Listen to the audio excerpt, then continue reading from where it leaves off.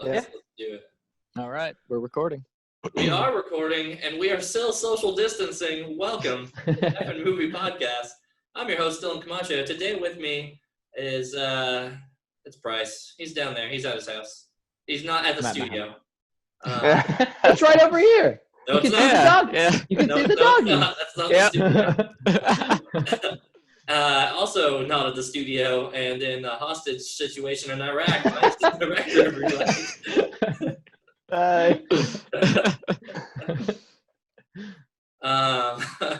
Nathan is also here. Nathan, you want to tell us what movie we're watching today? We're watching. We're watching a movie about a train. So Thomas over here thought he had to join in. So mad. This movie is Train to Busan, right? Yeah. This was Mason's pick for Price. This is a Korean zombie film. Mason, do you want to get into why you picked this for Price? Yeah, so I watched this movie a couple of years ago, and like out of nowhere, I didn't know anything about it, and Price likes Dead Snow, and he likes, zombie-ish flicks, and as much as he doesn't like horror per se, I thought that this movie was pretty much like a decent amount of gore with a lot of action and just some intensity and just kind of all kinds of stuff. Plus, I think it really would resonate with the rest of the group too, because I don't know. You guys know me, I like scary stuff, and this movie had a little bit of that too. So it's very balanced is what I thought. So I thought it would be a pretty good movie to pick, at least for him and see. I give this 2 thumbs up on the rationale. You crushed it. Like foreign films, right. These foreign films, like I'm fine with subtitles. Like I picked Inglourious Bastards, which is full of them. I mean, I watched this off, but Parasite, freaking love that movie. I know, real controversial opinion there, but I really like the fact that you picked it for me. It hit every category. Cool. Yeah, as soon as I started watching this film, I was like, yeah, Mason has picked the perfect film. I feel like you've probably picked the best film that any of us are going to pick for Price. And I actually think this is probably one of the best zombie movies I've ever seen. Oh, right. Not to say that I've seen a lot of them, but this was a great movie. Even better than Resident Evil Apocalypse? I know, it's so hard to beat. That could be a subtitle for a whole different movie. But let's get into the meat of this one, boys, because people are already getting into the meat of it for the zombie. Yeah. Then do it quick. Yeah. So speaking of quick, these zombies have a 0 wait time unless it's necessary for the plot for them to go from I got bit. Some take 4 seconds to like 40 seconds, and that's about it. Yeah. It seemed like it was kind of determinant on the amount of damage that they took, because like the very first one, like that cute like stewardess or whatever, when she got attacked by that one, like she got her throat ripped out, everything, and she turned like that. But compared to like the hand marks or something, or a hand bite, it took a little longer. Like the big meaty guy who like was holding the door, Oh, you mean Korean John Cena? Yeah, pretty much. Like it took him a little while because he only got bit like on the foot or something like that. And then our main character, as on the hand, because it works its way up and then bites him from the bottom, which I was like, okay, I don't think that actually happens even in the zombie movie, but we'll let it slide, I guess, right now. So. Sure. I want to get into on the just the tempo of it, because this has the pacing of an action movie, which I really like, where it just felt like you weren't waiting for long. Once it started, like the fuse was lit and it's gonna blow up. Like you're just waiting for the inevitable stuff on that. Yeah. Which I thought at times was really great, but I do think that they take a couple of the typical zombie tropes. I'm not faulting them for it, like their tropes. Agreed. But they hold on to that a little. I think those were my biggest cons on the movie. I want to start with those. Because we look at like all the way to the end and we know there's only about like 2 survivors, and I'm like, okay, that's like what I expect from like a zombie movie. You're only gonna let like maybe 1 or 2 out alive. But I remember thinking, I'm like, there could have been at least 4 or 5 of them alive by the time this movie was said and done if they just didn't want to kill them for the sake of killing them. Like, So we have the Yeah. COO business guy who just kills the kids because why not? Let's just make him be more of a villain. Like, I think they push that envelope a little too much, and maybe there's like some political thing to it where they're like, he represents corporations, so he has to be the bad guy. But like, I already hated him from like pretty much the don't let them into the car scene forward. I was like, all right, he's like, I hate him. Instant villain. Right. Yeah. That's but fine. they just kept giving me more reasons to hate him, and I'm just like, at what point does he just not get killed just for being a fuck up? Like, you know? Yeah, I mean, he definitely dragged a couple people down, prior to, which did suck. Like, don't get me wrong, like when the baseball player and like his somewhat girlfriend died, like I was so mad. Like that was probably the most angry I was in the whole movie because I was like, they didn't have to die. No, I was yelling at the TV. Yeah, I wanted them to make it, but at the same time, like I give Korea or France or Australia, all these crazy movies that come from these places that you don't normally watch a whole lot from. They just have different styles, and a Survivor movie there might be a little bit different from here. Try to give a little bit of the benefit of the doubt for that, because like that's a child and a pregnant lady. We do that here too, like. All right, we're not going to kill the child and the child and the woman. Yeah. Everybody else on the table. And even so, my other gripe is like, all right, even the other character who probably should have lived by proxy. Like, I'll give it to the dad at that point. Like, he probably done enough work where he probably should have like lived. Mm-hmm. But he just fights that zombie in the stupidest way. Like, yes, he does. It was a 1v1. It was a 1v1, and it hasn't even turned yet, and you could tell like he was already like angrily taking that guy. Like whenever he was back on the train, like he was about to just take him out then, and then he didn't. But now that he's like part zombie, he's just like flinching the entire time. I'm like, take him out. Like, just put him off the train. You took him off last time, no big deal. But now you're like, ugh. I don't know. Just seeing characters with the survival instinct of a sandwich bothered me several times throughout this movie because I was just like, you want to die. You want to become a zombie. Like, you wouldn't be stupid decisions if you were. You kind of just wanted, like he was going to be a hero, and that's all it was. Like, and for him to be a hero, sometimes a hero doesn't make it out alive. The whole movie, his daughter, he finally got that, that relationship with that daughter of his that, resonated. And I guess to them, like, he was able to die at that point. I don't know. I mean, I don't like that he died, but at the same time, I don't mind it. He would rather die than be a good dad. Like, he's like, oh, all right, I'm a good dad finally. Let me just put my hand in this thing's mouth because I've seen what that goes like. Yeah, like, why did he have to grab? Yeah, he literally just let him bite.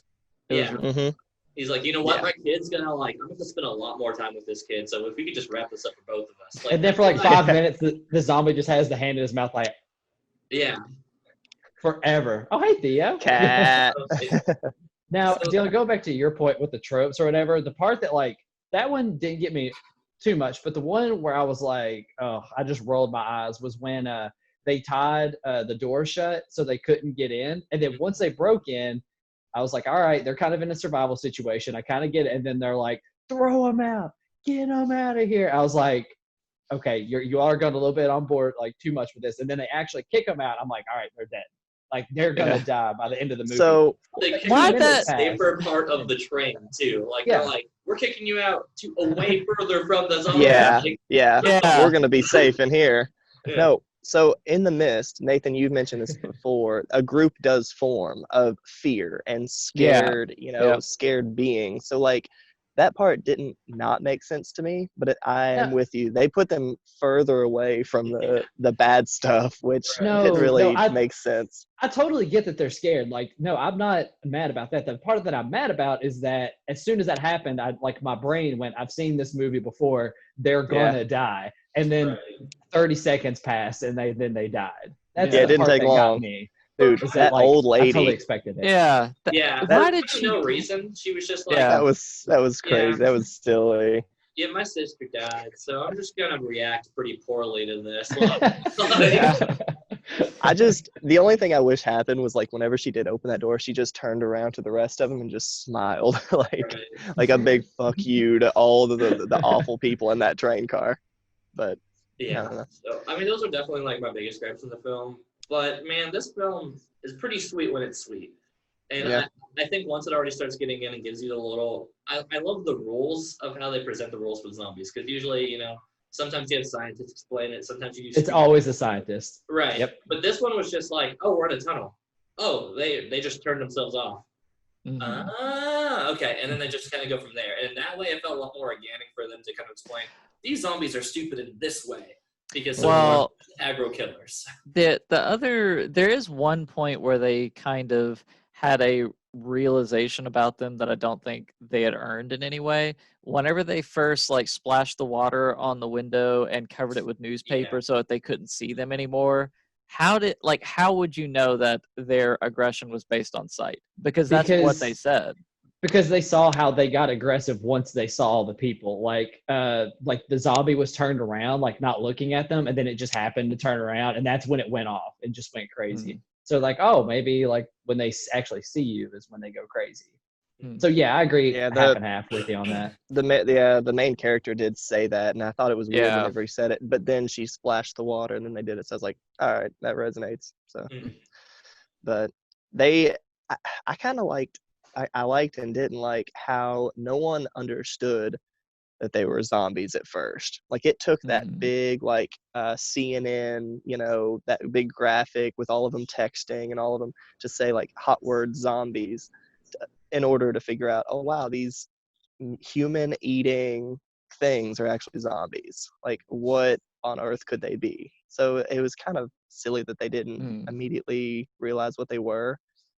But maybe that was just like a you know, the audience doesn't know, I guess. So yeah, I think there's this weird like thing in zombie movies too, where like the other big trope in zombie movies is that people don't know what zombies are. Like, oh, I hate that. Right, like it's clueless. But then zombie is the hot word key for this. So you know, you figure that like, okay, so they live in a world where they're kind of like conscious of what zombies are, and they see zombies. And to be fair, they made these zombies threatening. Like these weren't just like slug around dude. Like these guys were like, leaping at things and like just going. These things were D1 athletes. Like they ran the 200 in the track meets. Like they were quick. Like they were fast World War Z zombies. Whenever they get to like Daejeon or something like that, the military one, and they like run down, they're like, "Oh, help us!" And then all the military guys just slowly turn around, and I was just like, "Oh shit!" Yeah. Like, and then they got massacred. They got tore up, and then the dad, who probably should have died in the lobby, like with the one zombie 1v1ing him while everybody else is getting like 20 to like 1, and I'm just like, all right, this plot armor just like you're gonna have to die because you've used your free like I should survive this situation card. Well, I feel like I've seen that book being used before in another zombie movie. Not like that particular book, but the whole idea of like shoving a book in their mouth so they clamp down onto the book instead of you. I've definitely seen that before in some movie. Right. Didn't that happen with Don't Be Afraid of the Dark? Like in that library scene, I could have sworn like they were coming to like bite her or something, and she used a book maybe that's something. where maybe that's where I'm thinking of that. You might be you might be right there. I was thinking of John Wick Chapter 3 where he kills a guy with a book, but that's that was a zombie movie, wasn't it? Sure, that's what he was killing, zombies. When they died. So, but yeah, I don't know. This is one of those weird movies where it's just like, yeah, when the fun's fun, like it's kind of hard to just say like, oh, I love the part where they killed a zombie. You know, like it's just the one thing that they did good. Well, I won't say that that's like the one thing they did good, but the thing that's good is like the same thing throughout. And it's like the pacing. And there are some moments where they give you like that horror tension vibe, like when they're crawling on top of the little things in the dark train. Yeah. Like I felt that part where I was just like, all right, that's pretty tense. Or like when the lights come on and they just push each other like underneath the chairs, and that one's creepy. Yeah. Like, the real slick moves. Yeah. Right. Like some of those moves are like pretty sweet, all things considered. Yeah.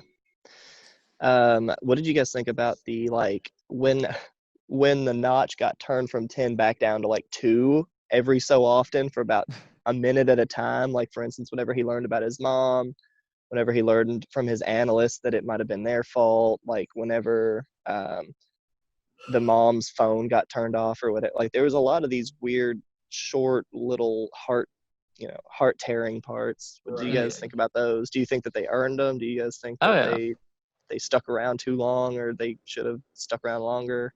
I like them a lot because when you always said like the action just kept rolling, once it started, it kept going. I immediately thought of Mad Max, of course. How once it started, it just goes the whole time. And I remember in my review, I didn't give it that high of a score because I just felt exhausted at the end of it. Like I needed some kind of respite throughout the movie to take a rest for a second. And this movie had that. And I think that the emotional beats were earned. Especially like I like the one little touch at the very beginning of the movie when he's yelling at his underling and he's like, "What are you, a lemming?" Like something like that. And then later when he pulls up his phone and goes to his contact list, it says Lemmings and it has all the names of his like assistants there. I thought that was perfect because like he really does not view anybody else as important besides himself, including his daughter, which like with the Wii. Selfish. I thought that was great. Like when he got to the weight and she just looks over in the corner and it's the same thing. The box is there. Yeah, the box is even there. She hadn't even taken it out yet. It's still in there or something. What else do you like? Well, did you notice too that at some point during that he also got her a DS instead? Because on the screen it shows the DS in the box just sitting in her seat. There's also another ad for the 3DS on the bus as well. I don't know if it's important, but like it just had an ad for the same 3DS. So do you think Nintendo paid a little bit of money for some product placement in this movie? Why would they want to be associated with this? They have Animal Crossing, and then they're associated with the zombie movie. That's very graphic, which I'll go into that. Like I like the gore in it. It wasn't like Silent Hill, where we had barbed wire going up through the vaheyheys of girls and stuff like that. Like it was like the gore was what it needed to be, no more, no less, and it was the right amount.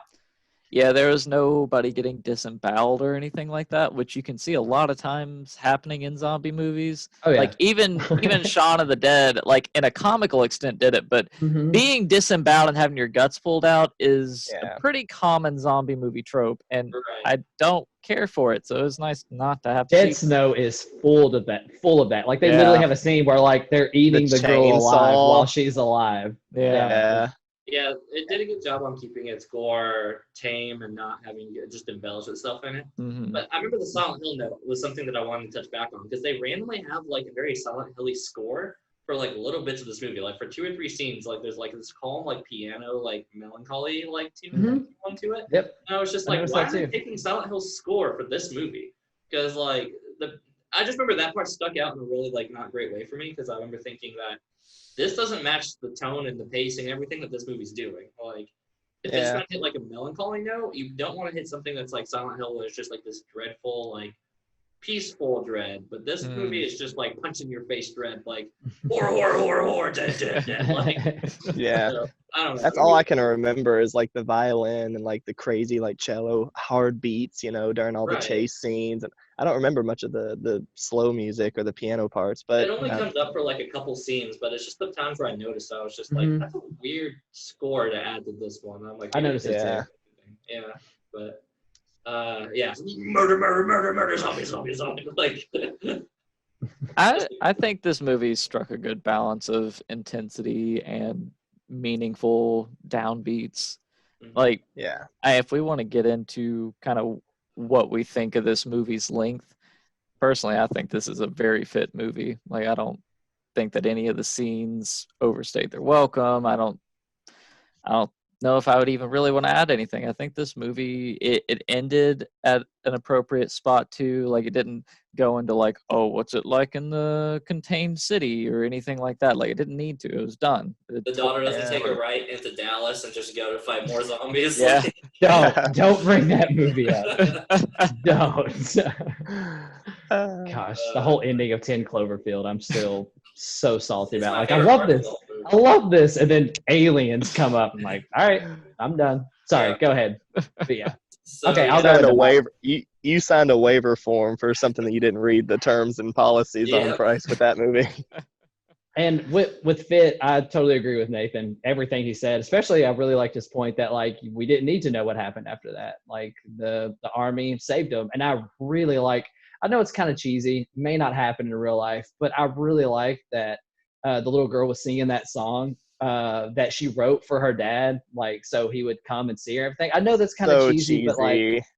I don't know. Yeah. I still felt it though, because also let's go ahead and say the best actor of the movie was the little girl. She crushed it. She was so good. Like for sure. Like when she was crying and like wailing and stuff, I was like, man, is that really her dad? Did he really die? No, Yeah. they She was actually amazing. pinch the hell out of the children whenever they're like, cry. Yeah.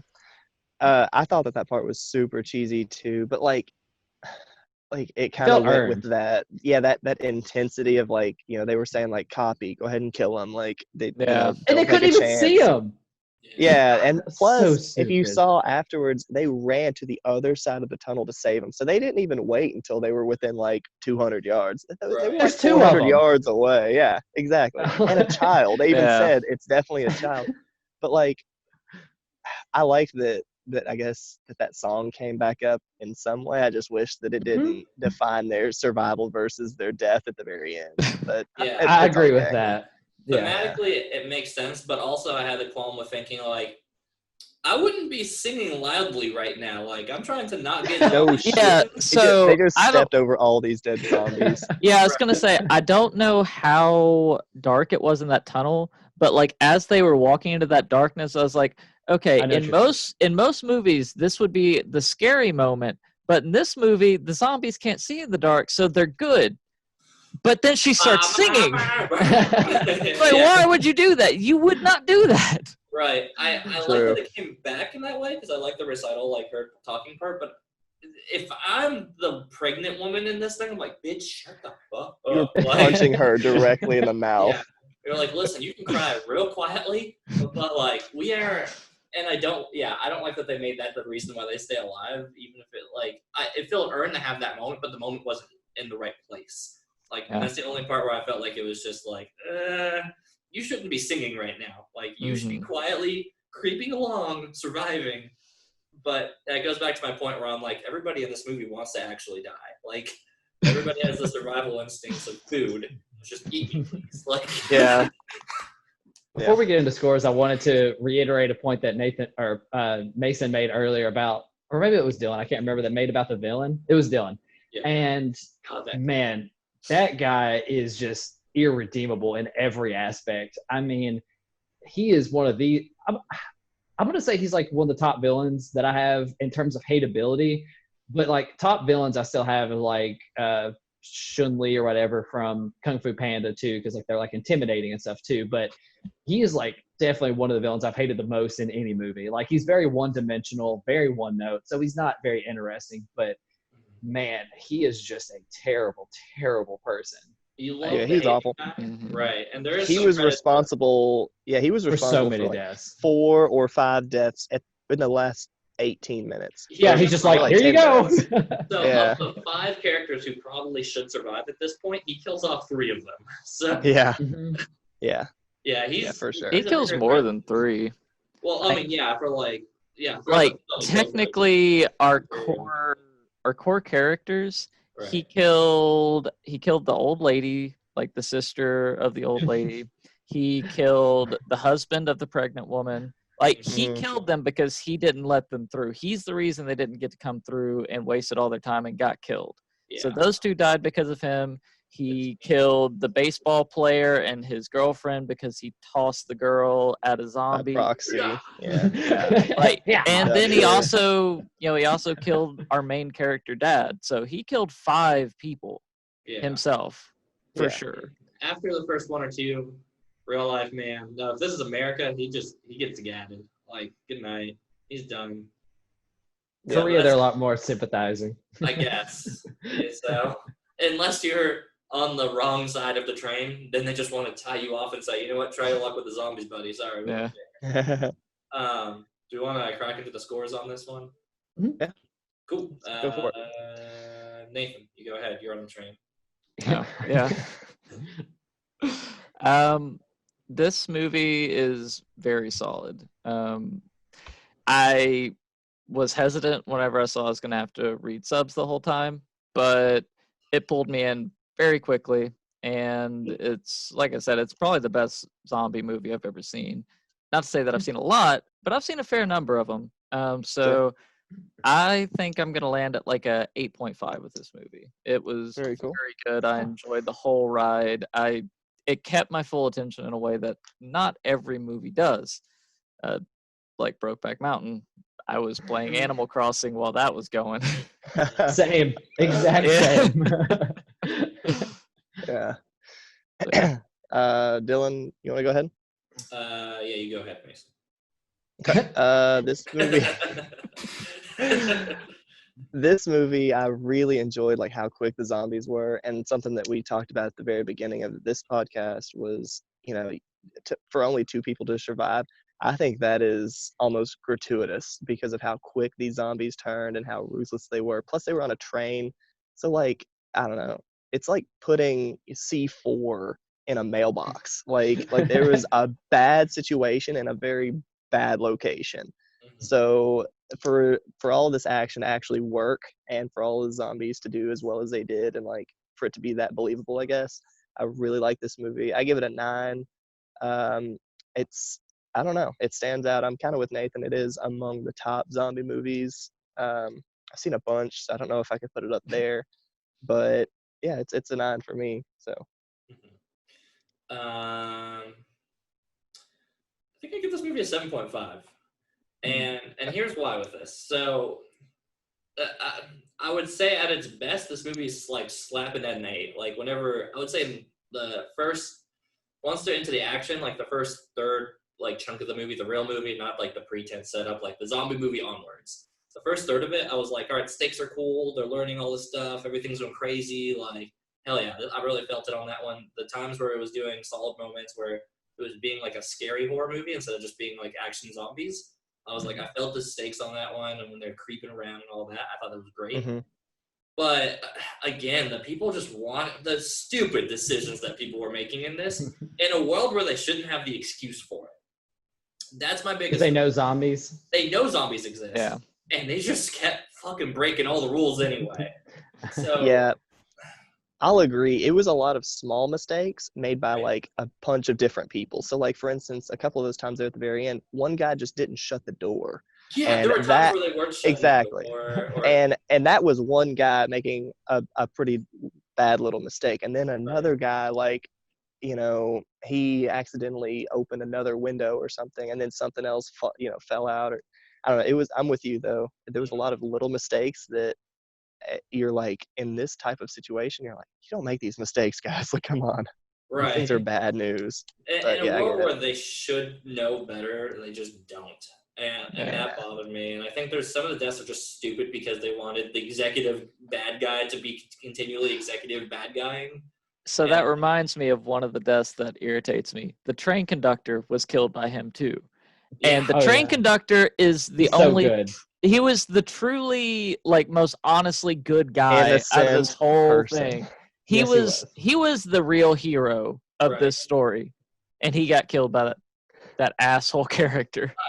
Mm-hmm. Which made him even more innocent because he jumped off of his little one-engine train to go and help him, which I guess maybe he didn't realize how bad that guy was up until that point. Yeah. Otherwise, he would have. He had no idea what was going on because, like, I remember the first half, the people come up to the conductor like, "You know what's going on back there?" He's like, "I thought it was bad, but no." Yeah, you guys get the sniffles back there, right? Like, yeah. So a couple of those moments where they just kept feeding me that guy. No pun intended. Like, I don't know. I was kind of getting burnt out on him. I was like, I hate him already. You don't need to make me hate him anymore. Just put him at the climax. And the varying speeds of the train, it would go anywhere from like super fast to just slow enough for zombies and everybody to catch up, and then be super fast again. At that point, I'm like, who's controlling the speed on this? Yeah. But yeah, so those gripes didn't bother me throughout the film, and it was just small stuff. But overall, I had a fun time with it. But yeah, I slam it at 7.5 just because the highs are at an 8, but the lows are 7, maybe even lower at times. So they just drags it right in the middle for me on that. Very cool. Well, so we have a 7.5, no 8. We have an 8.5, and we have a 9. Mm-hmm. So who am I to ruin this perfect step ladder of scores?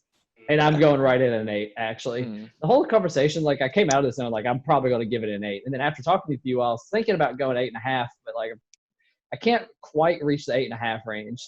So 8 is perfect for me.